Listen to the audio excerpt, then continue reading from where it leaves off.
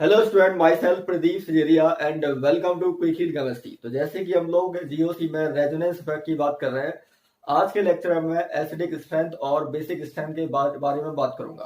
तो पहले मैं एसिडिटी ऑफ फिनॉल डिस्कस कर रहा हूँ, ठीक है। तो आइए देखते हैं एसिडिटी ऑफ फिनॉल कैसे हमें सेट करनी होती है। तो फिनॉल का जनरल फॉर्मूला होता है C6H5OH, ठीक है। और ये इसका स्ट्रक्चर है। जब भी हम लोग फिनॉल के हाइड्रोजन जो प्रेजेंट है इसमें अगर मैं H पर निकालता हूँ तो नेगेटिव आयन जो बनता है उसका नाम है फिनॉक्साइड आयन। तो हमें क्या करना होता है, H पॉजिटिव अगर जो फास्ट निकलेगा तो उसका जो नेगेटिव आयन बनेगा एसिड एनायन, वो क्या होना चाहिए, स्टेबल होना चाहिए। तभी जाके ये फिनॉल क्या होगा, एसिडिक हो पाएगा। मतलब H पॉजिटिव निकलने की रेट फास्ट हो पाएगी, जिससे कि एसिड एनायन क्या होगा, स्टेबलाइज हो पाएगा, ठीक है। अगर ये H पॉजिटिव निकलने की रेट फास्ट नहीं होगी तो एसिड एनायन क्या होगा, स्टेबलाइज नहीं हो पाएगा, वापस से वो अपना C6H5OH में कंबाइन हो जाएगा। तो हमें क्या करना पड़ेगा, फिनॉक्साइड आयन की स्टेबिलिटी चेक करनी है। तो H पॉइंट निकलने के बाद हमें एसिड एनायन जो बनेगा उसकी स्टेबिलिटी चेक करनी है, वही क्या होगी, एसिडिक स्ट्रेंथ बढ़ा देगी, ठीक है। तो स्टेबिलिटी डायरेक्टली रिजल्ट ऑफ क्या है, एसिडिक स्ट्रेंथ है यहाँ पर। अब मैं बात करता हूँ इसके सब्स्टिट्यूटेड फिनॉल की, मतलब फिनॉल के साथ कुछ डिफरेंट डिफरेंट टाइप की फैमिली या ग्रुप लगा दी जाए तो उसकी एसिडिटी पर क्या इफेक्ट पड़ेगा। तो acidity of substituted phenol, the acidity of substituted phenol depends on the stability of the phenoxide ion because acidity is the function of acid anion। तो जैसे कि मैं देख रहा हूँ यहाँ पर स्टेबिलिटी ऑफ एसिड एनायन पर एसिडिटी डिपेंड हो रही है। तो हमें क्या करना है, स्टेबिलिटी चेक करना है फिनॉक्साइड आयन की, मतलब दिस आयन, ठीक है। तो आइए चेक करते हैं फिनॉक्साइड आयन की स्टेबिलिटी आखिर हमें कैसे चेक करनी होगी। तो मैं एग्जाम्पल ले लेता हूँ यहाँ पर। जैसे कि मैंने एग्जाम्पल यहाँ पर ले लिया C6H5, ये C6H5OH फिनॉल कैटेगरी का है, ठीक है। यहाँ पर मैंने NO2 लगा दिया, ये NO2 लगा दिया, ठीक है, नाइट्रो ऑर्थो पोजीशन पर, ठीक है। और ये मैंने दूसरा ग्रुप ले लिया, यहाँ पर NO2 जो लिया है, अब मैंने बेटा पोजीशन पर लगा दिया, ठीक है। ध्यान से देखना है इसको, ये सेकेंड पार्ट बोल दिया। अब मैंने तीसरा पार्ट ले लिया, तीसरा ग्रुप यहाँ पर जो है NO2 ही है, लेकिन पोजीशन मैंने अलग कर दी, ठीक है। तो अब मैंने इसको पैरा पर लगा दिया, ये थर्ड है अपने पास। तो अब मुझे क्या करना है, इनकी एसिडिक स्ट्रेंथ का ऑर्डर चेक करना है। तो अब क्या होगा, ध्यान से देखना, OH और NO2, ठीक है। OH और NO2 यहाँ पर अगर मैं देखता हूं कि जैसे कि मैं स्टेबिलिटी ऑफ एसिड एनायन देखना है, अगर एसिड एनायन की स्टेबिलिटी अच्छी खासी होगी तो एसिडिक स्ट्रेंथ अच्छी खासी होगी। यहाँ पर देखेंगे तो क्या होगा, एक तो NO2 का -IR लगेगा और -I भी लगेगा। बेटा पर रेजोनेंस काम नहीं करता है तो ओनली क्या लगेगा, इंडक्टिव इफेक्ट, जो कि -I, NO2 का विड्रॉइंग पावर है।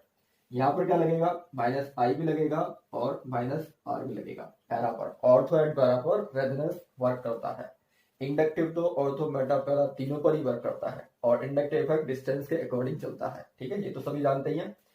अब मैं इनकी स्टेबिलिटी का ऑर्डर देखूं तो इसमें एक इंपॉर्टेंट पॉइंट ध्यान देने वाली बात ये रहेगी, हम लोग हाइड्रोजन बॉन्डिंग के बारे में पढ़ चुके हैं, ठीक है। हाइड्रोजन बॉन्डिंग क्या बोलता है, अगर मैं स्ट्रक्चर 1 में देखूं, स्ट्रक्चर 1 में एक हाइड्रोजन बॉन्डिंग इनिशियली स्टार्ट हो जाएगी, ये OH है, तो OH का हाइड्रोजन और NO2 का ऑक्सीजन, ठीक है, NO2 का ये ऑक्सीजन रहेगा, आपस में क्या कर लेगा, हाइड्रोजन बॉन्ड बना देगा। अब ये हाइड्रोजन से, ये जो हाइड्रोजन है H पॉजिटिव के फॉर्म में निकल नहीं पाएगा, क्यों, क्योंकि ये हाइड्रोजन बॉन्डिंग बना चुका है। तो इसका एसिड एनायन बन ही नहीं पाएगा इतना, ठीक है, क्योंकि यहाँ पर पहले ही स्टेप में उसने क्या कर ली, हाइड्रोजन बॉन्डिंग बना ली। हाइड्रोजन बॉन्डिंग वीक बॉन्डिंग होती है, सभी जानते हैं, लेकिन एसिडिक स्ट्रेंथ ज्यादा होना चाहिए था क्योंकि NO2 का विड्रॉइंग पावर ज्यादा है, तो एसिड एनायन अच्छा खासा स्टेबलाइज होना चाहिए था। लेकिन जैसे कि हाइड्रोजन बॉन्डिंग होगी तो ये थोड़ा सा किसके साथ बिजी हो गया, इस ऑक्सीजन के साथ बिजी हो गया, मतलब हाइड्रोजन बॉन्डिंग यहाँ पर स्टेब्लिश होगी। तो हाइड्रोजन बॉन्डिंग जब यहाँ पर पड़ जाएगी पहली स्टेप में, तो ये जो NO2 लगा हुआ है ऑर्थो पोजीशन पर, ठीक है, ये क्या करेगा, एसिडिक स्ट्रेंथ थोड़ा कम कर देगा, किससे, अपना पैरा पोजीशन से। मेटा पर तो इंडक्टिव इफेक्ट लग रहा है, लेकिन पैरा वाले पार्ट से मैं रेजोनेंस को लेके चलूंगा, क्योंकि मैंने बोला है जब R और I, -R -I para position पर वर्क करेंगे तो मुझे प्रेफरेंस किसको देनी है, रेजोनेंस इफेक्ट को प्रेफरेंस देनी है। तो मैं प्रेफरेंस इसको दूंगा और इसके हिसाब से देखूंगा, ठीक है। ये हैवी इफेक्ट कहलाता है, रेजोनेंस इफेक्ट इंडक्टिव इफेक्ट से, ठीक है। तो अब मैं पैरा पोजीशन पर विड्रॉइंग पावर है, जिससे कि इसका जो नेगेटिव आयन बनेगा वो स्टेबलाइज हो पाएगा। विड्रॉइंग पावर होगी तो नेगेटिव आयन क्या होगा, NO2 की ओर सारा खिंच जाएगा और स्टेबिलिटी इसकी बढ़ जाएगी, ठीक है। तो सबसे ज्यादा स्टेबल कौन सा हो जाएगा, थर्ड वाला, मतलब पैरा पोजीशन का। तो एसिडिटी का जो ऑर्डर बनेगा, एसिडिटी का जो ऑर्डर बनेगा वो क्या होगा, थर्ड का हाई रहेगा, ठीक है। उसके बाद अपना फर्स्ट आ जाएगा, ठीक है, क्योंकि पहली स्टेप में थोड़ी बहुत लिटिल बिट अपनी हाइड्रोजन बॉन्डिंग स्टार्ट हो गई थी, इसकी वजह से उसका एसिडिक स्ट्रेंथ पैरा से कम हो गया। तो लेकिन यहाँ से ये कम हो जाए, लेकिन मेटा से तो ज्यादा ही रहेगा, ठीक है। मेटा में क्या है, इंडक्टिव इफेक्ट वर्क कर रहा है, यहाँ पर क्या है, रेजोनेंस में माइनस आर इफेक्ट वर्क कर रहा है। तो थर्ड में लास्ट में क्या हो जाएगा, सेकंड पार्ट हो जाएगा। तो ये एसिडिटी का ऑर्डर यहाँ पर अरेंज होके आता है, ठीक है। तो इन दोनों के बीच ये चेंज हो जाता है, होना चाहिए था अपना फर्स्ट ज्यादा, ठीक है, लेकिन थर्ड ज्यादा हो जाता है। फर्स्ट क्यों नहीं हो पाता, क्योंकि इसमें हाइड्रोजन बॉन्डिंग स्टेबलिश हो जाती है पहली स्टेप में, ओके। तो आइए अब बात कर लेते हैं acidity of aromatic acid see, ठीक है। तो जैसे कि मैंने यहाँ पर टॉपिक लिया है एसिडिटी ऑफ सब्स्टिट्यूटेड एसिड, तो अगर मेरे पास सब्स्टिट्यूट एसिड दिया मैंने, एरोमेटिक एसिड, बेंजोइक एसिड, तो उसमें मुझे एसिडिक स्ट्रेंथ अरेंज करने के लिए बोला जाएगा, ठीक है। तो वहां पर सब्स्टिट्यूटेड बेंजोइक एसिड में हमारे पास हमेशा कहीं ना कहीं इलेक्ट्रॉन विड्रॉइंग ग्रुप रहेंगे या इलेक्ट्रॉन डोनेटिंग ग्रुप रहेंगे, तो उनके आधार पर मुझे एसिडिक स्ट्रेंथ का ऑर्डर अरेंज करने के लिए आएगा। तो आखिर ये एसिडिक स्ट्रेंथ कैसे अरेंज होगा, तो आइए देखते हैं। तो एसिडिटी ऑफ सब्स्टिट्यूटेड एसिड है, ortho substituted benzoic acid is always a stronger acid than meta and para derivative due to ortho effect. तो मैंने यहाँ पर बोला है ऑर्थो इफेक्ट क्या होगा, ठीक है। ऑर्थो इफेक्ट से हमारा ऑर्थो पर जो ग्रुप लगा होगा, ठीक है, सब्स्टिट्यूटेड बेंजोइक एसिड, तो बेंजोइक एसिड में ऑर्थो पोजीशन पर जो भी ग्रुप लगा होगा, चाहे वो इलेक्ट्रॉन डोनेटिंग या विड्रॉइंग ग्रुप टाइप का क्यों ना हो, ठीक है, उसका एसिडिक स्ट्रेंथ क्या होगा, हमेशा ज्यादा होगा, किससे, मेटा एंड पैरा डेरिवेटिव से, ठीक है। तो आइए इसको देख लेते हैं कि ये ऑर्थो इफेक्ट किस टाइप से काम करता है और होता क्या है ये। तो ऑर्थो इफेक्ट को मैं डिफाइन कर लेता हूं पहले, फिर मैं एग्जांपल के थ्रू इसको बता देता हूं। The ortho substituted benzoic acids are considerably stronger acid than benzoic acid, no matter whether the substituent is electron releasing or electron withdrawing. This effect is known as ortho effect, ठीक है।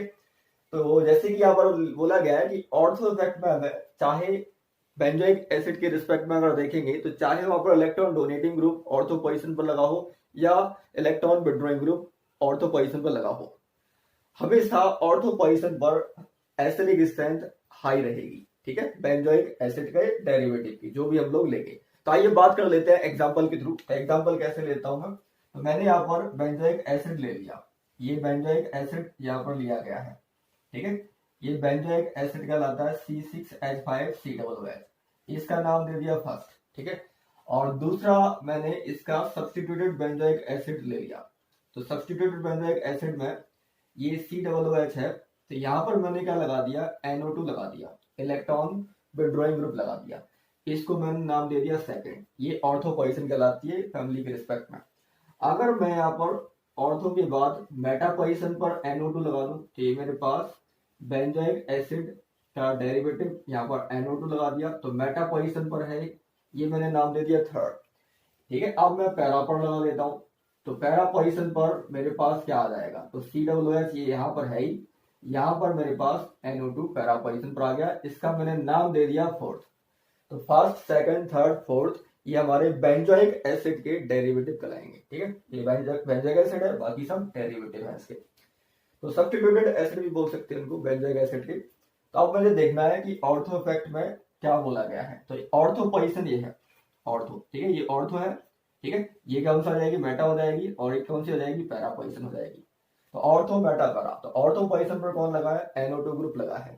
तो अब ये NO2 क्या करेगा, electron को withdraw करेगा, चाहे डोनेटिंग ग्रुप क्यों नहीं लगा होता। हमारा प्रैक्टिकली ये पाया गया है यहाँ पर ऑर्थो पोजीशन पर हमेशा जो एसिडिक स्ट्रेंथ होती है वो हमेशा इंक्रीज करती है, ठीक है।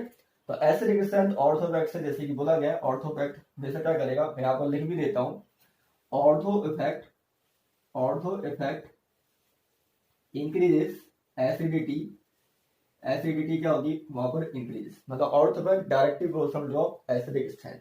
और बेसिसिटी क्या होगी यहाँ पर, डिक्रीजेस, बेसिसिटी क्या होगी यहाँ पर, डिक्रीजेस, उल्टा बोल देंगे, बेसिसिटी क्या होगी, डिक्रीज।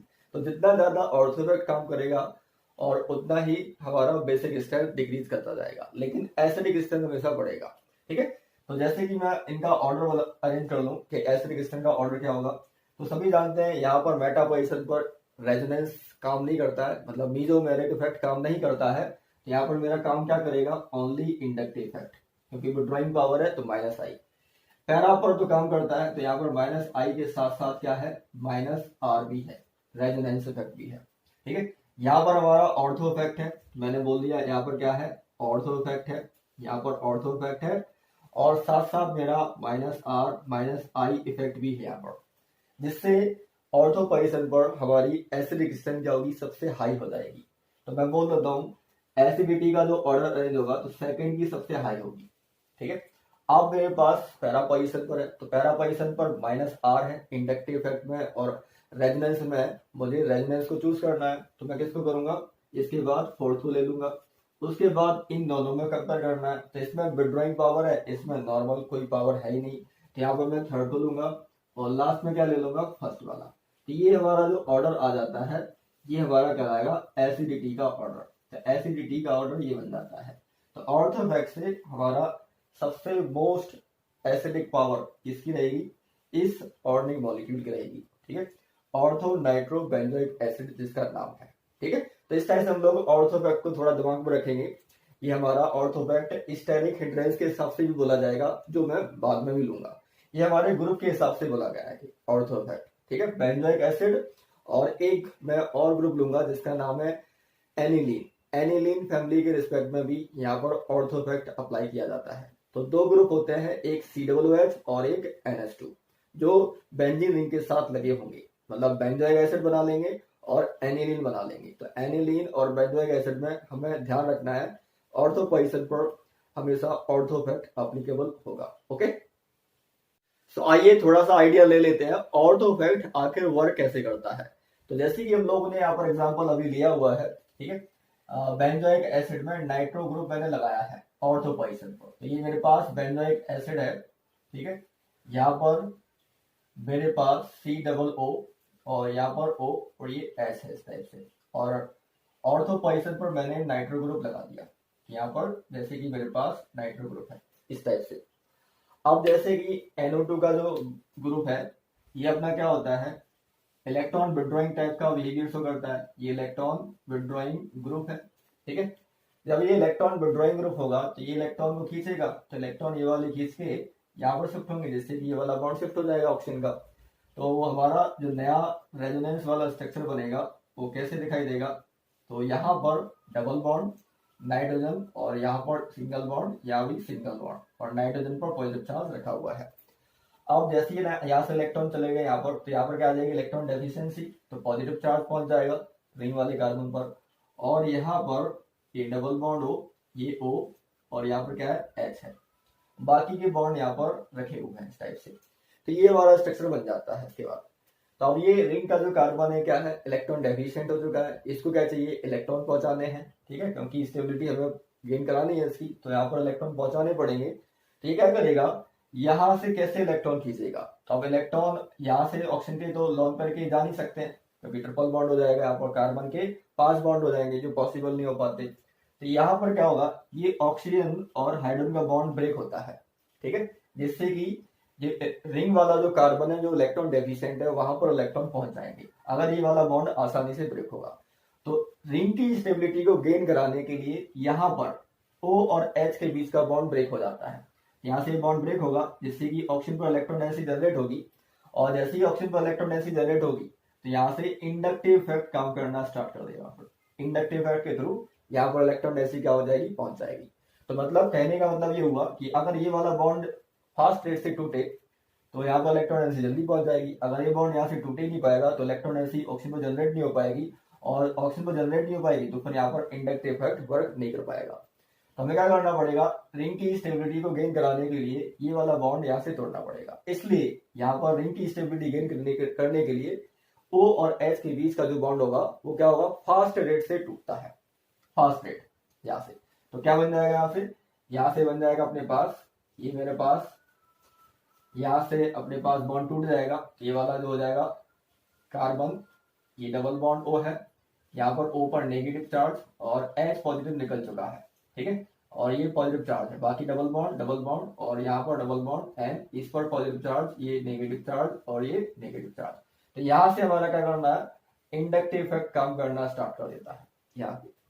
तो जैसे ही इंडक्टिव इफेक्ट काम करता है तो इस पॉजिटिव चार्ज की इलेक्ट्रॉन डेफिशिएंसी पूरी होने लगती है, जिससे कि मॉलिक्यूल स्टेबल होने लगता है, एसिड एनायन अपना स्टेबल हो जाता है, और जैसे एसिड एनायन स्टेबल तो एसिडिटी यहाँ पर इंक्रीज हो जाएगी। तो इस तरह से हमारा यहाँ पर ऑर्थो इफेक्ट वर्क करता है। तो आइडिया लग गया होगा कि आखिर कैसे हमारा ऑर्थो इफेक्ट वर्क कर रहा है। ओके, सो अब बात कर लेते हैं basicity of nitrogen containing compound, ठीक है।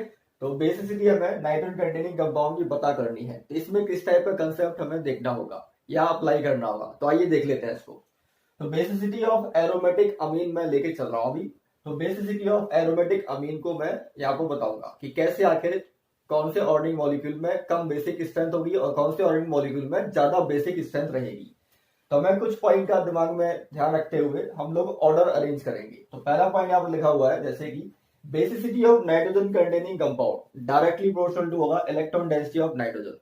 सभी जानते ही हैं कि बेस थ्योरी कहां से है, इलेक्ट्रॉन लुईस थ्योरी से, ठीक है।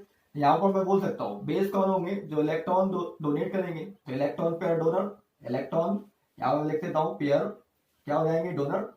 तो ये क्या कहलाएंगे, अपने पास बेस कहलाएंगे, ठीक है। तो जितनी ज्यादा इलेक्ट्रॉन डेंसिटी नाइट्रोजन पर होगी तो नाइट्रोजन क्या करेगा, अपने इलेक्ट्रॉन डोनेट करने के लिए रेडी हो जाएगा और बेसिक स्ट्रेंथ को क्या कर देगा, बढ़ा देगा, सिंपल लैंग्वेज में। In aromatic amine lone pair of electron present on nitrogen is delocalized, hence electron density decrease due to resonance। अब ये पॉइंट यहाँ पर इंपॉर्टेंट है क्योंकि हमारे पास एरोमेटिक अमीन है। तो एरोमेटिक अमीन में कहीं ना कहीं हमारे पास रेजोनेंस जैसी पॉसिबिलिटी बन जाएगी। तो जब रेजोनेंस जैसी पॉसिबिलिटी अगर आ रही होगी तो वहां पर हमें इस बात का ध्यान रखना है कि लॉन पेयर कहीं रिंग के अंदर रेजोनेंस में पार्टिसिपेट तो नहीं हो रहे हैं।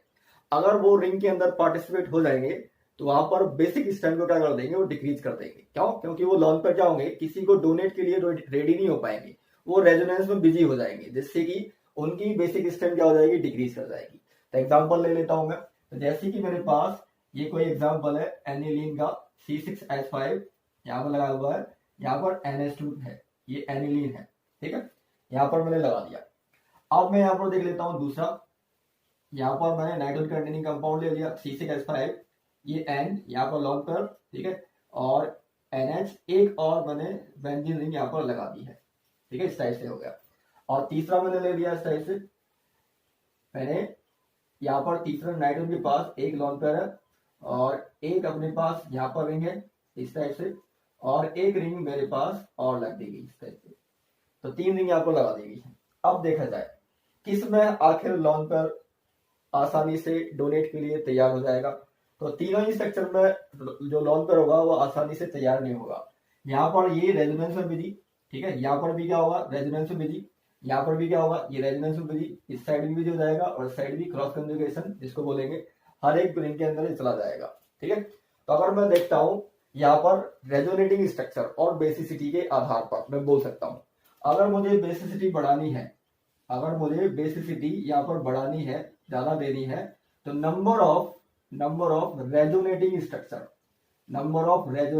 स्ट्रक्चर कम देखने पड़ेंगे, तभी जाके उसकी बेसिसिटी हाई हो पाएगी, ठीक है। तो इसमें मैं जैसे कि मैंने बताया है रिंग के अंदर कंजुगेशन की पोजीशन 3 है, एक बाहर है, तो टोटल कंजुगेशन की पोजीशन 4, तो रेजोनेटिंग स्ट्रक्चर 4। तो यहाँ पर रेजोनेटिंग स्ट्रक्चर कितने हैं, 4, यहाँ पर 3 इधर है, 3 इधर है, कितने हो जाएंगे 6, और एक बाहर है, तो कितने हो जाएंगे यहाँ पर 7।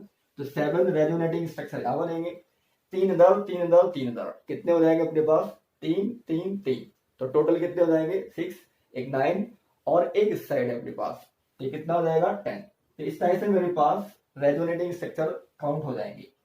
अब जैसे ही मेरे रेजोनेटिंग स्ट्रक्चर काउंट हो जाएंगे तो सबसे ज्यादा रेजोनेटिंग स्ट्रक्चर किसमें है, इस फॉर्म में है, मैंने नाम दे दिया इसको थर्ड, यहाँ पर इसको मैंने नाम दे दिया सेकंड, और इसको नाम दे दिया मैंने फर्स्ट। तो जैसे कि रेजोनेटिंग स्ट्रक्चर ज्यादा होंगे तो बेसिसिटी क्या होगी, कम होगी। तो सबसे लीस्ट बेसिक क्या हो जाएगा अपने पास थर्ड, उसके बाद क्या हो जाएगा अपने पास सेकंड, और सबसे अच्छा बेस क्या होगा फर्स्ट, क्योंकि यहाँ पर 4 ही रेजोनेटिंग स्ट्रक्चर है जो कहीं ना कहीं थोड़ा बहुत इनके कंपैरिजन में बेसिक स्ट्रेंथ को बढ़ा के रखेगा। ओके, सो आइए अब बात कर लेते हैं बेसिसिटी ऑफ सब्स्टिट्यूटेड एनिलीन की। ठीक है, तो आखिर कैसे हमें बेसिसिटी ऑफ सब्स्टिट्यूटेड एनिलीन का ऑर्डर अरेंज करना होगा। ठीक है, तो आइए जान लेते हैं इसको। तो जैसे कि मेरे पास है para substituted aniline is more basic than ortho substituted aniline and the effect is known as para effect. ठीक है, जैसे ऑर्थो इफेक्ट था, सिमिलरली यहाँ पर एक पैरा इफेक्ट भी काम करेगा। तो आइए देख लेते हैं यहाँ पर क्या होगा। तो जैसे कि मैंने यहाँ पर ये एनिलीन ले ली है, ये सब्स्टिट्यूटेड एनिलीन यहाँ पर हम लोग बनाते जा रहे हैं। इस टाइप से मेरे पास C6H5 NH2। तो पहला तो मैंने एनिलीन ले लिया फर्स्ट, इसके बाद मैंने ऑर्थो बेटा पैरा पर NO2 ग्रुप लगा दिया। तो यहाँ पर मेरे पास क्या है NH2 और यहाँ पर मैंने लगा दिया NO2, ये मैंने सेकंड ले लिया। ठीक है, तो ये एनिलीन का सब्स्टिट्यूटेड फॉर्म बन गया। तो मैं मेटा पर भी क्या लगा देता हूँ, यहाँ पर NO2 लगा देता हूँ। तो यहाँ पर भी NH2 है ये, और ये थर्ड दे दिया मैंने नाम इसका, और पैरा पोजीशन पर भी एक ग्रुप इस तरह से लगा दिया NH2, और यहाँ पर भी NO2 लगाया है, ये फोर्थ दे दिया। ठीक है, अब जैसे कि बोला जाता है तीनों में NO2 ग्रुप लगा हुआ है, ऑर्थो मेटा पैरा पर, ये नॉर्मल एनिलीन है। तो जैसे कि यहाँ पर ऑर्थो इफेक्ट तो यहाँ लगेगा, और पैरा इफेक्ट पैरा पोजीशन पर लगता है, तो ऑर्थो इफेक्ट लगेगा यहाँ पर। लॉन पर क्या होंगे, रिंग की ओर जाएंगे, रिंग से कहाँ पर जाएंगे, अपने पास NO2 की ओर खींचे चले जाएंगे। जब NO2 की ओर जाएंगे तो ये जो लॉन पर होगा वो क्या हो जाएगा, बिजी हो जाएगा रेजोनेंस में। ठीक है, जब ये रेजोनेंस में बिजी है तो अब क्या होगा, तो देखने वाली बात यही है, जब ये रेजोनेंस में बिजी हो रहा है लॉन पर, इसमें भी रेजोनेंस हो जाएगा, इसमें भी रेजोनेंस हो जाएगा, सभी पार्ट में रेजोनेंस में बिजी हो रहा है। NO2 का विड्रॉइंग पावर है।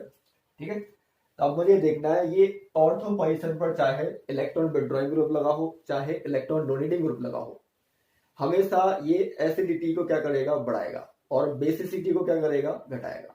तो सबसे लीस्ट बेस अपना क्या बनेगा, सेकंड वाला, चाहे वहां पर डोनेटिंग हो या विड्रॉइंग पावर क्यों ना हो, ये अपना ऑर्थो इफेक्ट बोला जाता है। तो लास्ट में तो मैं क्या कर देता हूँ, ये सेकंड वाले पार्ट को ले लेता हूँ लास्ट में, एकदम लास्ट में। ठीक है, उससे पहले मैं क्या करूंगा, उससे पहले देखूंगा इसमें विड्रॉइंग पावर, इसमें विड्रॉइंग पावर, ये नॉर्मल है, तो सबसे पहले अपना नॉर्मल वाला आ जाएगा, क्योंकि हमें विड्रॉइंग पावर देखनी ही नहीं है, बेसिसिटी का ऑर्डर अरेंज कर रहे हैं हम लोग, तो डोनेटिंग पावर देखनी है। ठीक है, तो यहाँ सभी में विड्रॉइंग पावर लगी है, इसमें कोई पावर नहीं लगी, इसलिए ये सबसे अधिक बेसिक होगा। अब बात आती है इन दोनों में कौन पहले आएगा।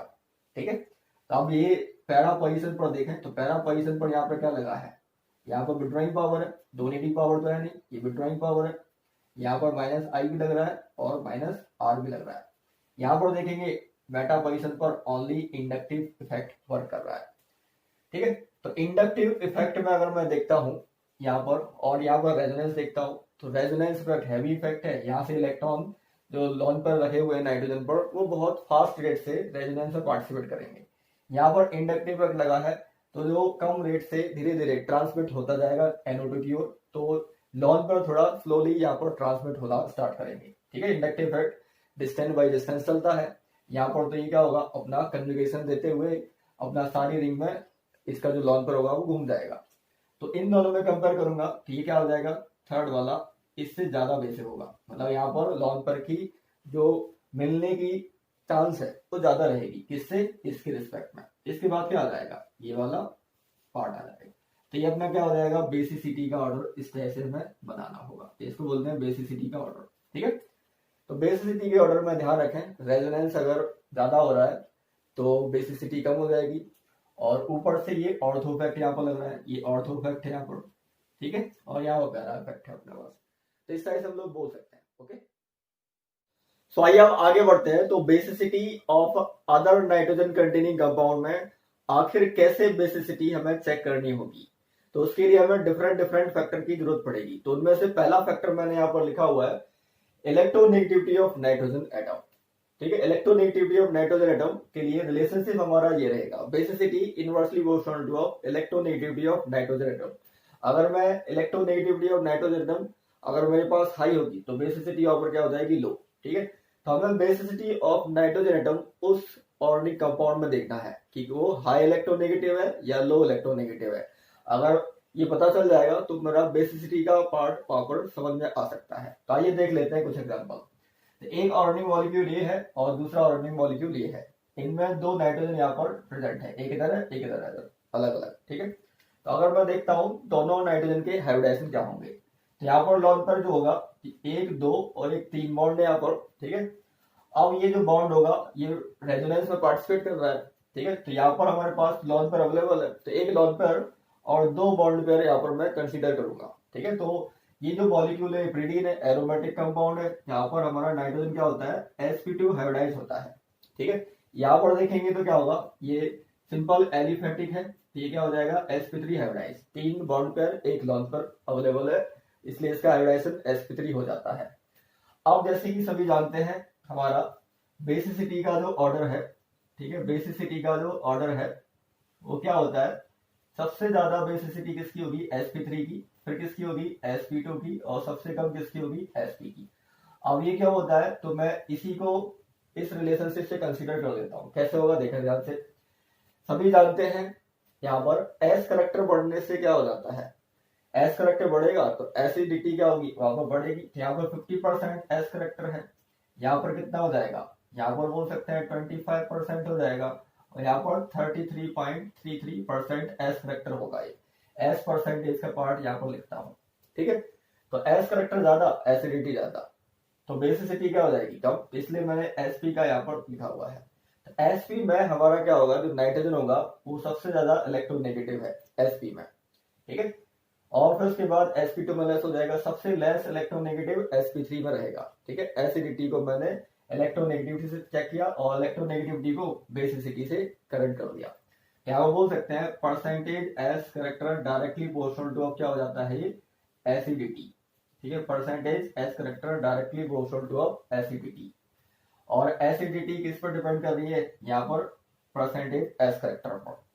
तो उसके हिसाब से हमारा क्या होगा, इलेक्ट्रोनेगेटिविटी ऑफ नाइट्रोजन एटम में sp3 नाइट्रोजन की जो इलेक्ट्रोनेगेटिविटी होगी वो क्या होगी, लेस होगी, ठीक है। और सबसे ज्यादा इलेक्ट्रोनेगेटिविटी किसकी होगी, sp की होगी, ठीक है। क्योंकि एसिडिटी डायरेक्टली प्रोपोर्शनल टू क्या होता है, इलेक्ट्रोनेगेटिविटी डिफरेंस, ये चेक कर सकते हैं इलेक्ट्रोनेगेटिविटी डिफरेंस टाइप से, ठीक है। तो इसी को मैं चेक करता हूं, तो इसमें sp2 है तो sp2 और दूसरा क्या है sp3।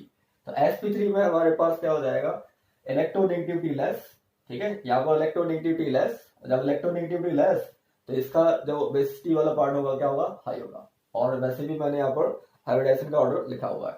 तो इसमें सेकंड जो होगा वो क्या हो जाएगा, मोर बेसिक, और फर्स्ट क्या हो जाएगा अपने पास, लेस बेसिक। यहाँ पर मैं लिख देता हूँ, यहाँ पर ये सेकंड मोर बेसिक और फर्स्ट क्या होगा, लेस बेसिक, ये मैं लिख देता हूँ। ठीक, इसका ऑर्डर है बेसिसिटी का ऑर्डर मिल जाएगा इस टाइप से, ठीक है, सेकंड।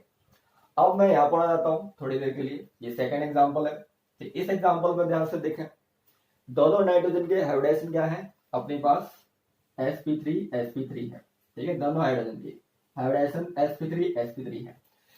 अब इस ऑक्सीजन की वजह से ये नाइट्रोजन क्या हो रहा है, मोर इलेक्ट्रोनेगेटिव हो रहा है, ठीक है। क्यों हो रहा है, क्योंकि ऑक्सीजन क्या करेगा, इलेक्ट्रॉन को विड्रॉ करेगा, और जब इलेक्ट्रॉन विड्रॉ किए जाते हैं तो वहां पर एसिडिक स्ट्रेंथ बढ़ जाती है और बेसिक स्ट्रेंथ क्या हो जाती है, लेस हो जाती है। तो इस केस में अगर मैं इसको फर्स्ट बोलता हूँ और इसको सेकंड बोलता हूँ, तो सेकंड की जो बेसिसिटी है वो क्या है, लेस है, और फर्स्ट की बेसिसिटी क्या है, अच्छी खासी है। ये बेसिसिटी का ऑर्डर यहाँ पर बन जाता है, ठीक है। नाइट्रोजन क्या हो रहा है, यहाँ पर मोर इलेक्ट्रोनेगेटिव हो रहा है, ये मोर इलेक्ट्रोनेगेटिव है, किसकी वजह से, विड्रॉइंग पावर की वजह से। तो मोर इलेक्ट्रोनेगेटिव ये नाइट्रोजन होगा, ठीक है। इलेक्ट्रॉन को खींचने की टेंडेंसी रखेगा ये वाला, तो इलेक्ट्रोनेगेटिविटी यहाँ पर मोर हो जाएगी नाइट्रोजन की, ठीक है। तो अब नेक्स्ट एग्जांपल देख लेते हैं, अगला ये है। तो अगर मैं फर्स्ट इसको बोलता हूँ, सेकंड इसको बोलता हूँ और थर्ड इसको बोलता हूँ, तो तीनों में हमें कंपेयर करना है बेसिक स्ट्रेंथ का ऑर्डर। तो इस कार्बन पर हाइब्रिडाइजेशन, एल्काइल मतलब कार्बन कंटेनिंग पार्ट, यहाँ पर हाइब्रिडाइजेशन क्या है, sp3। यहाँ पर कार्बन पर हाइब्रिडाइजेशन क्या होगा, sp2। यहाँ पर कौन सा हो जाएगा अपने पास, sp, ठीक है। तो सभी जानते हैं बेसिसिटी का ऑर्डर देना है, तो sp3 की, फिर sp2 की, फिर sp की। यहाँ पर sp3, फिर sp2, फिर sp, तो ये बेसिसिटी का ऑर्डर हो जाएगा। यहाँ पर मैं लिख देता हूँ, ये क्या है, बेसिसिटी का ऑर्डर अरेंज हो जाएगा, ठीक है। सिमिलरली ये वाला एग्जांपल भी कर सकते हैं सभी लोग, तो जैसे कि ये फर्स्ट है, ये सेकंड है और ये थर्ड है। तो हाइब्रिडाइजेशन चेक कर लो आप लोग, तो हाइब्रिडाइजेशन चेक कर लेंगे। यहाँ पर हाइब्रिडाइजेशन क्या होगा, sp3, यहाँ पर हाइब्रिडाइजेशन क्या होगा, sp2, और यहाँ पर हाइब्रिडाइजेशन क्या होगा, sp। ठीक है, तो फिर से अपने पास sp3 sp2 फिर sp, मतलब ये अपने पास हाई बेसिक, फिर इसके बाद बेसिसिटी का ऑर्डर डिक्रीज करता जाएगा। तो बहुत ही शानदार कॉन्सेप्ट ये मैंने यहाँ पर लिखा हुआ है, इलेक्ट्रोनेगेटिविटी ऑफ नाइट्रोजन एटम, और हाइब्रिडाइजेशन को मैंने यहाँ पर लिंक किया हुआ है। ठीक है, सो आइए अब अगले पॉइंट पर आगे बढ़ते हैं। तो अगला पॉइंट मैंने यहाँ पर लिया है इंडक्टिव इफेक्ट। तो इंडक्टिव इफेक्ट कैसे काम करेगा, तो सभी जानते हैं, basicity directly proportional two plus I power of the group on nitrogen. ठीक है, तो नाइट्रोजन पर हमारे पास प्लस आई पावर अगर होगी तो नाइट्रोजन पर इलेक्ट्रोनेसी बढ़ेगी, जिससे कि नाइट्रोजन क्या कर देगा, लोन पर डोनेट करने की टेंडेंसी फास्ट रख सकता है। तो आइए देख लेते हैं एग्जांपल कैसे लूंगा मैं। अगर मैं यहाँ पर इस टाइप से ले लिया R सिंगल बॉन्ड NH2, ये अमीन ले लिया, और यहाँ पर हाइड्रोक्सिल अमीन ले लिया NH2OH। ठीक है, इस टाइप से। अब नाइट्रोजन के साथ ये R एल्काइल कंटेनिंग पार्ट है, और एल्काइल कंटेनिंग पार्ट क्या होता है, इलेक्ट्रॉन डोनेटिंग ग्रुप होता है। ठीक है, और नाइट्रोजन के साथ यहाँ पर कौन लगा है, OH। OH का क्या होता है, इलेक्ट्रॉन विड्रॉइंग ग्रुप होता है, ऑक्सीजन की इलेक्ट्रोनेगेटिविटी हाई होने की वजह से। ठीक है, तो अब इलेक्ट्रॉन डोनेटिंग पावर से क्या होता है, प्लस आई इफेक्ट क्या होगा, इसका ज्यादा होगा, और इलेक्ट्रॉन विड्रॉइंग की वजह से माइनस आई क्या होगा, इसका ज्यादा, तो प्लस आई क्या हो जाएगा, इसका लो हो जाएगा। ठीक है, तो अब देख लेते हैं कि RNH2 अमीन और हाइड्रोक्सिल अमीन, ये कहलाता है अमीन। ठीक है, इसको बोलते हैं अमीन ग्रुप, NH2 RNH2 एल्काइल अमीन, और ये क्या है, हाइड्रोक्सिल अमीन, ये हाइड्रोक्सिल अमीन के नाम से जाना जाता है NH2OH। तो अगर मैं इसको फर्स्ट बोल रहा हूँ और इसको मैं सेकंड बोल रहा हूँ, तो आप आसानी से इसका ऑर्डर दे सकते हैं कौन ज्यादा बेसिक है। तो इसका प्लस आई ज्यादा है, या वो प्लस आई क्या है, कम है, तो प्लस आई इसका ज्यादा, बेसिसिटी इसकी क्या है, ज्यादा, मतलब यहाँ पर फर्स्ट क्या हो जाएगा, मोर बेसिक, और सेकंड क्या होगा, लेस बेसिक। तो ये क्या है, बेसिसिटी का यहाँ पर ऑर्डर आ जाता है। तो इस तरह से हम लोग अरेंज कर सकते हैं एल्काइल पार्ट पर। ठीक है, तो अगर मैं दूसरा एग्जांपल यहीं पर ले लेता हूँ, जैसे कि मैंने ले लिया यहाँ पर सेकंड एग्जांपल RCO, यहाँ पर NH2, तो नाइट्रोजन पार्ट से मेरे यहाँ पर क्या जुड़ा हुआ है, RCO पार्ट जुड़ा हुआ है ये। ठीक है, और अगर मैं यहाँ पर ले लूँ इस टाइप से, मैंने ले लिया R सिंगल बॉन्ड NH2। ठीक है, ये एल्काइल अमीन। तो यहाँ से सभी जाना है, जैसे कि R पार्ट ये है, एल्काइल वाला पार्ट है, ये RCO वाला पार्ट है। अब ये CO की वजह से यहाँ पर माइनस आई इफेक्ट पड़ेगा। ठीक है, क्योंकि विड्रॉइंग पावर CO क्या करेगा, खींचेगा। ठीक है, यहाँ पर ये क्या करेगा, अपने पास प्लस आई इफेक्ट डालेगा। तो अब जानते हैं ये अमाइड कहलाता है और ये अमीन कहलाता है। तो अमीन क्या हो जाएगी, मोर बेसिक हो जाएगी। तो यहाँ पर अमीन मोर बेसिक, क्योंकि इस पर नाइट्रोजन पर इलेक्ट्रोनेसिटी बढ़ेगी और ये डोनेशन के लिए तैयार। तो बेस क्या होते हैं, जो इलेक्ट्रॉन पेयर डोनर होते हैं।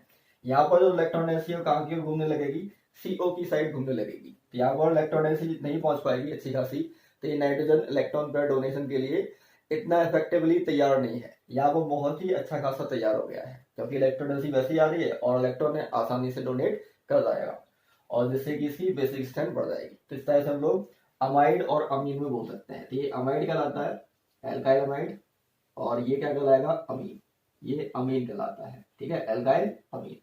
तो बेसिसिटी का ऑर्डर ये आसानी से आप लोग समझ सकते हैं। ओके, सो आइए अब अगले फैक्टर की ओर आगे बढ़ते हैं। अगला फैक्टर लिया गया है रेजोनेंस का। ठीक है, तो रेजोनेंस का क्या इफेक्ट पड़ेगा बेसिसिटी पर, तो उसका मैं पार्ट यहाँ पर बता देता हूँ। तो delocalisation of lone pair of electron present on nitrogen decrease basicity. अगर नाइट्रोजन पर प्रेजेंट जो लोन पेयर है उनका डीलोकलाइजेशन अगर होगा, रेजोनेंस में पार्टिसिपेट अगर करेगा, तो बेसिसिटी जैसे कि डिक्रीज कर जाएगी, क्योंकि वो अब डोनेशन के लिए तैयार नहीं होगा किसी को, वो अपने आप रिंग के अंदर घूमता रहेगा या रेजोनेंस में घूमता रहेगा। ठीक है, तो आइए एग्जांपल ले लेते हैं। तो एग्जांपल अगर मेरे पास कुछ इस टाइप का है, मेरे पास ये नाइट्रोजन है।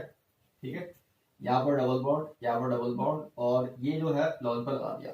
ये फर्स्ट मैंने बोल दिया, और ये मैंने सेकेंड इसका दूसरा वाला एग्जाम्पल ले लिया, नाइट्रोजन कंटेनिंग पार्ट में ये डबल बॉन्ड, ये डबल बॉन्ड, ये डबल बॉन्ड, और यहाँ पर क्या है, लोन पर है। अब देखिए यहाँ पर जैसे कि ये लोन पर क्या होंगे, कंजुगेशन में पार्टिसिपेट कर रहे हैं, मतलब रेजोनेंस में पार्टिसिपेट कर रहे हैं, डीलोकलाइजेशन है यहाँ पर लोन पर डीलोकलाइज नहीं होते हैं, यहाँ पर पाई इलेक्ट्रॉन डीलोकलाइज होते हैं। तो ये पाई इलेक्ट्रॉन आपस में घूम रहे हैं, लोन पर की हेल्प नहीं हो रही, यहाँ पर लोन पर अपना प्रेजेंट है आपस में। तो ये क्या होगा, आसानी से किसी को डोनेशन दे सकता है, अपने लोन पर दे सकता है। तो जो लोन पर डोनेट कर सकता है तो उसकी बेसिसिटी क्या हो जाएगी, ज्यादा, मतलब सेकंड क्या होगा, मोर बेसिक, ये बेसिसिटी का अपना ऑर्डर बन जाएगा। ठीक है, तो इस तरह से हम लोग रेजोनेंस का ये डीलोकलाइजेशन का कंसेप्ट अप्लाई कर सकते हैं बेसिसिटी के पार्ट में। ओके, सो आइए अब क्रॉस कंजुगेशन का इफेक्ट भी हम लोग बेसिसिटी पर देख सकते हैं। तो जैसे कि मैंने क्रॉस कंजुगेशन का इफेक्ट लिखा हुआ है, तो क्रॉस कंजुगेशन कैसे होता है, तो एग्जांपल के थ्रू मैं इसको बता देता हूँ। अगर मेरे पास अमाइड है CH3 CO और ये NH2 एसिटामाइड जिसको बोला जाता है, ठीक है, तो इसमें क्या होगा, अपने पास यहाँ पर लॉन पर है अपने पास, तो CO का क्या लगता है अपने पास, विड्रॉइंग पावर लगता है, तो ये अपने पास क्या है, माइनस आई इफेक्ट लगा रहा है। ठीक है, तो माइनस आई इफेक्ट लगेगा तो नाइट्रोजन पर जो इलेक्ट्रॉन डेंसिटी होगी वो क्या हो जाएगी, लेस हो जाएगी, तो डोनेशन के लिए ये लेस अवेलेबल होगा। ठीक है, अगर मैं यहाँ पर C6H5 CONH2 एसिटामाइड ना लेके मैंने बेंजामाइड ले लिया इस टाइप से, ठीक है, C6H5 CONH2, तो अब मैं अगर यहाँ पर देखता हूँ इस नाइट्रोजन पर इलेक्ट्रॉन डेंसिटी कितनी क्या हो पाएगी, तो जैसे कि रिंग है यहाँ पर, तो रिंग को मैंने इस टाइप से बना दिया, ये रिंग मेरे पास है, double bond double bond double bond C6H5 को, और C डबल बॉन्ड O, और ये NH2, और इस पर क्या है, नेगेटिव चार्ज। ठीक है, तो जैसे कि CO का क्या है, विड्रॉइंग पावर है, खींचने वाला पावर है, तो ये क्या करेगा, रिंग से इलेक्ट्रॉन खींचेगा इस टाइप से, तो इलेक्ट्रॉन डेंसिटी यहाँ पर जाएगी। ठीक है, इलेक्ट्रॉन डेंसिटी यहाँ पर जाएगी, जब इलेक्ट्रॉन डेंसिटी यहाँ पर जा रही है तो ये तो क्या है, रेजोनेंस CO की साइड काम कर रहा है, कंजुगेशन। ठीक है, अब जब रेजोनेंस CO की साइड काम करेगा, और एक साइड ये वाली पॉसिबिलिटी भी है यहाँ पर, ये अगर मेरे पास यहाँ पर double bond double bond double bond, ये C डबल बॉन्ड O, यहाँ पर NH2, अब ये जो लोन पर है CO क्या कर रहा है, खींचने की प्रॉपर्टी है, ठीक है, करेगा, यहाँ से भी खींचेगा इस टाइप से, तो अब ये पॉसिबिलिटी बन जाती है, मतलब CO दोनों साइड से इलेक्ट्रॉन को खींचेगा, एक रिंग साइड से और NH2 साइड से। जब वो रिंग साइड से खींचेगा तो इलेक्ट्रॉन डेंसिटी CO पर पहुंचेगी, वापस से वो कहां पर पहुंच सकती है, NH2 के नाइट्रोजन पर ओवरफ्लो हो सकती है। जब यहाँ पर वो ओवरफ्लो जाएगी, ठीक है, तो नाइट्रोजन के जो लोन पर होंगे थोड़ी देर के लिए क्या हो जाएंगे, डोनेशन के लिए हाईली तैयार हो जाएंगे। ठीक है, और वहीं पर कोई ऐसा एलिमेंट होगा, ठीक है, जिसको इलेक्ट्रॉन की जरूरत होगी, तो नाइट्रोजन उसको झटक से इलेक्ट्रॉन दे देगा। ठीक है, तो उसी टाइम पर यहाँ पर नाइट्रोजन पर इलेक्ट्रॉन डोनेशन पावर बहुत ज्यादा होने के कारण से इस केस में बेसिसिटी हाई हो जाती है कंपेयर टू दिस केस। ठीक है, और इसको हम लोग बोलते हैं, यहाँ पर रेजोनेंस इस साइड भी हो रहा है और रेजोनेंस इस साइड भी हो रहा है, तो इसको हम लोग बोलते हैं क्रॉस कंजुगेशन, इसी को बोला जाता है क्रॉस कंजुगेशन। तो क्रॉस कंजुगेशन जब भी होगा तो बेसिसिटी वहां पर क्या होगी, इंक्रीज होगी, तो क्रॉस कंजुगेशन जब भी होगा या इंक्रीज होगा तो बेसिसिटी वहां पर क्या होगी, बेसिसिटी वहां पर इंक्रीज करने लगेगी। तो अगर मैं इन दोनों में कंपेयर करता हूं तो बेसिसिटी किसमें ज्यादा है, तो इसको मैंने सेकंड बोल दिया और इसको मैंने फर्स्ट बोल दिया, तो सेकंड में बेसिसिटी ज्यादा है और फर्स्ट में बेसिसिटी क्या होगी, लेस हो जाएगी। ये बेसिसिटी का एक इंपॉर्टेंट ऑर्डर यहाँ पर आ जाता है, तो इसमें बेसिसिटी ज्यादा और इसमें बेसिसिटी लेस हो जाएगी। ठीक है, क्रॉस कंजुगेशन की वजह से। तो क्रॉस कंजुगेशन का पार्ट समझ में आ रहा होगा, दोनों साइड हो रहा है कंजुगेशन।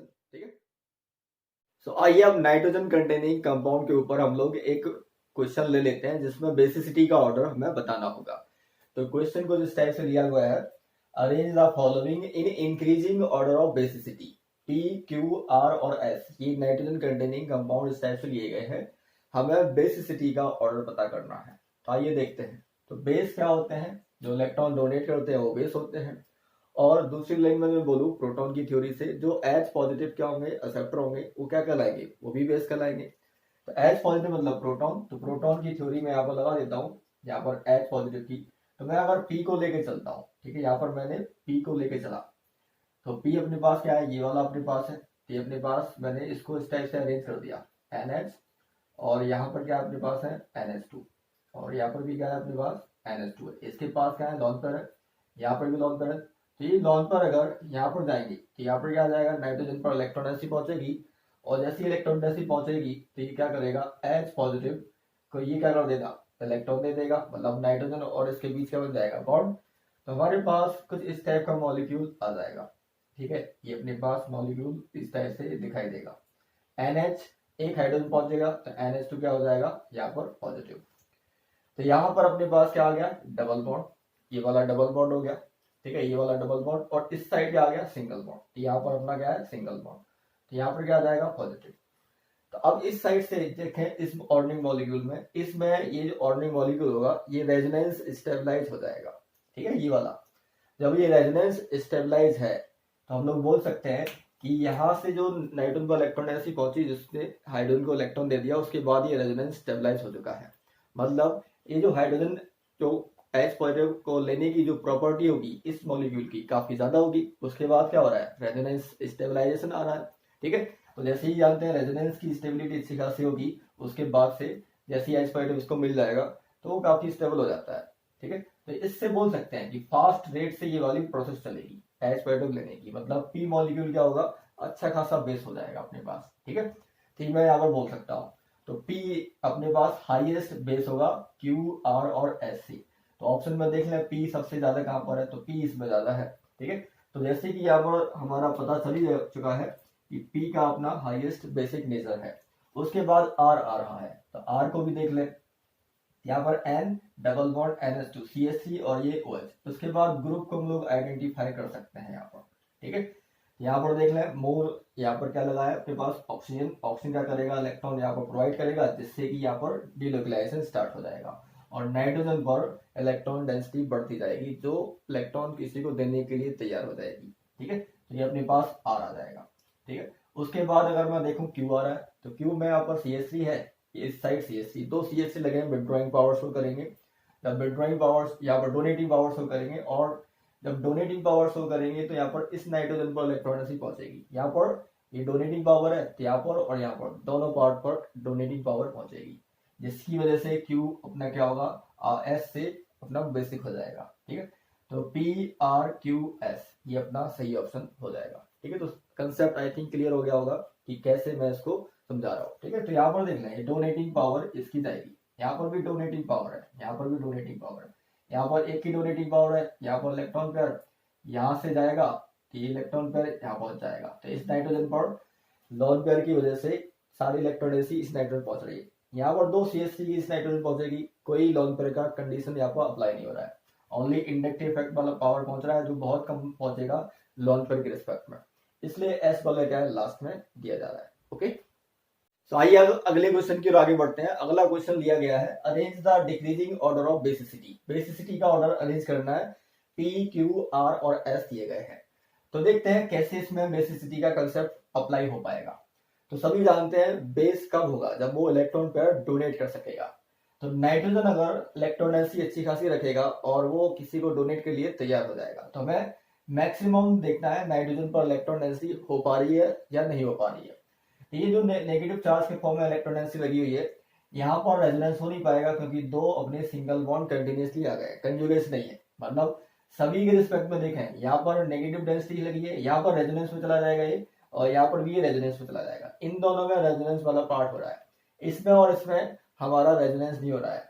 लेकिन इसमें विड्रॉइंग पावर लगी है, C डबल वो विड्रॉ करेगा, ये विड्रॉइंग पावर है। मैं इसको बना देता हूँ, ये C डबल वो क्या है, इलेक्ट्रॉन विड्रॉइंग ग्रुप टाइप का होता है, ये खींचेगा, तब खींचेगा तो यहाँ से इलेक्ट्रॉन कहाँ की हो जाएंगे, C डबल बॉन्डों की ओर जाएंगे, जिससे नाइट्रोजन पर नेगेटिव इलेक्ट्रॉन डेंसिटी क्या होगी, थोड़ी बहुत डिक्रीज होती जाएगी। इसमें कोई पावर नहीं है, तो क्या करेगा, ये किसी को डोनेट के लिए तैयार हो जाएगा। तो सबसे हाई बेसिक क्या होगा, P सबसे हाई बेसिक होना चाहिए, ठीक है।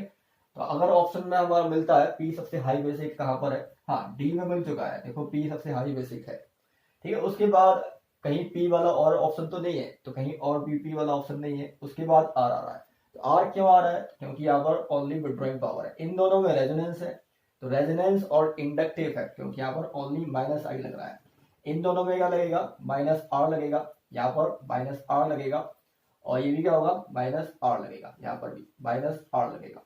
जब -R रेजोनेंस और इंडक्टिव, तो इंडक्टिव इफेक्ट का जो विड्रॉइंग पावर होता है -R से लेस होगा, तो पहले ये वाला ऑर्डर आ जाएगा। तो P के बाद R के बाद क्या हो जाएगा, S और Q में बात करें तो S ये है और Q ये है। इसमें हमारे पास देखें दो विड्रॉइंग पावर लगी है, यहाँ पर ओनली एक विड्रॉइंग पावर है, ठीक है। दो विड्रॉइंग पावर और एक विड्रॉइंग पावर, दोनों में रेजोनेंस इफेक्ट चल रहा है, लेकिन दो विड्रॉइंग पावर यहाँ पर, एक विड्रॉइंग पावर है। तो पहले क्या आ जाएगा अपने पास, S आ जाएगा, उसके बाद क्या चला जाएगा, Q चला जाएगा। तो इस तरह से मैंने यहाँ पर ऑर्डर अरेंज किया हुआ है, P के बाद R के बाद S और एस के बाद क्या हो जाएगा, क्यू हो जाएगा। तो ये बेसिसिटी का सही ऑर्डर अरेंज होगा। ओके, सो आइए अब अगले क्वेश्चन की ओर आगे बढ़ते हैं। अगला क्वेश्चन लिया गया है बेसिसिटी का डिक्रीजिंग ऑर्डर देना है, पी क्यू आर और एस कुछ इस टाइप से लिए गए हैं। तो आइडिया लग गया है कि सभी को कि नाइट्रोजन पर अगर इलेक्ट्रोनेंसी अच्छी खासी अवेलेबल होगी तो वो डोनेशन के लिए तैयार और अच्छा खासा बेस बन जाएगा। तो हमें क्या करना है, नाइट्रोजन पर इलेक्ट्रोनेंसी चेक करनी है। तो आइए देख लेते हैं कि यहाँ पर नाइट्रोजन पर इलेक्ट्रोनेंसी क्या होगी, जो लॉग पर है वो रेजोनेंस में बिजी हो जाएंगे, अवेलेबल नहीं हो पाएंगे अच्छी तरीके से। अब सेकंड वाले पार्ट में यहाँ पर अपने पास क्या होंगे, लॉन पर। तो पाई इलेक्ट्रोनेंसी का डीलोकलाइजेशन हो रहा है, ये लॉन पर तो क्या है, डोनेशन के लिए तैयार है। ठीक है, चलो ठीक है। यहाँ पर भी अपना वो देखेंगे तो लॉन पर क्या होगा, रेजोनेंस में बिजी हो जाएगा। यहाँ पर कोई रेजोनेंस वाला पार्ट नहीं हो पा रहा है, तो ये भी क्या है, डोनेशन के लिए तैयार। इसमें और इसमें डोनेशन के लिए तैयार है। तो इनमें दोनों में पहले कंपेयर कर लेते हैं हम लोग, क्यू और एस में से। अब मैं चेक करता हूँ इसका जो हाइब्रिडाइजेशन है नाइट्रोजन का, वहां पर sp2 हाइब्रिडाइजेशन है। यहाँ पर देखेंगे तो क्या होगा, sp3 हाइब्रिडाइजेशन है। तो सभी जानते हैं बेसिसिटी का जो ऑर्डर चलता है, बेसिसिटी का जो ऑर्डर चलता है, सबसे पहले sp3, फिर उसके बाद sp2, उसके बाद क्या आ जाएगा sp। तो यहाँ पर कंपेयर हो चुका है। आप बता सकते हैं किसकी बेसिसिटी अच्छी खासी होगी। तो s में sp3 है, तो इसकी बेसिसिटी क्या होगी, सबसे अच्छी खासी होगी। तो s वाला पार्ट यहाँ पर है, यहाँ पर है, यहाँ पर है, मतलब a हट गया।